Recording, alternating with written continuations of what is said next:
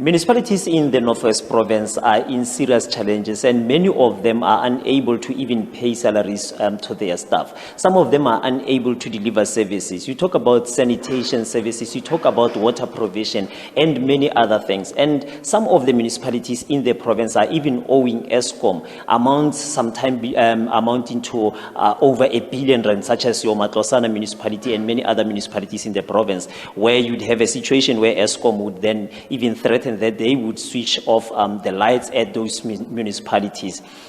Now, we want to understand what role is the South African Local Government Association playing in terms of turning around the situation in these municipalities. Some have complained over the years that SALGA is not playing its oversight role because it's made up mainly of mayors of different municipalities. Some of those municipalities where they come from are themselves failing to deliver services. But we want to get clarity on the role that SALGA is playing in these municipalities in the Northwest Province. And we are joined now by the chairperson of SALGA in the province, Khumalo Molefe, who is the mayor of Ngakamudiri Mulema.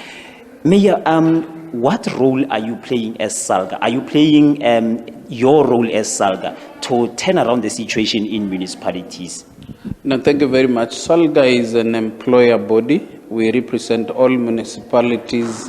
Our primary role is to give support to municipalities in the form of capacity building, but because we are an employer body, we do oversight and peer review on all municipalities. But above all, we coordinate and collaborate the interventions between ourselves as SALGA, the provincial government and the national government. So it's a cooperative approach that we do to try and assist and turn around the situation in municipalities.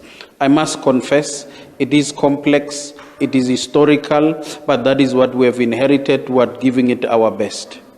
And I guess residents at home do not want to even understand when we say inherited, but because you have situations in the province where municipalities are not delivering services. Let's take Ditsobotla, which is part of the local municipalities under your district. Ditsobotla is failing to provide sanitation services. Worst of all, they fail to pay their salaries of their employees. You say the same situation prevails in Tswaying. Wastewater management is at a total collapse. There's serious situations in municipalities. How do you work with the provincial government to turn around the situation? We are here today in a joint MUNMEC between ourselves, SALGA, Treasury, Cooperative Governance, Human Settlements and Traditional Affairs to bring heads and minds together. Challenges differ from one municipality to the other. Tswaying, there's a slight improvement, but you will realize as a district in Tswaying, we are forced by a court order to perform reticulation functions. That puts a burden on the district.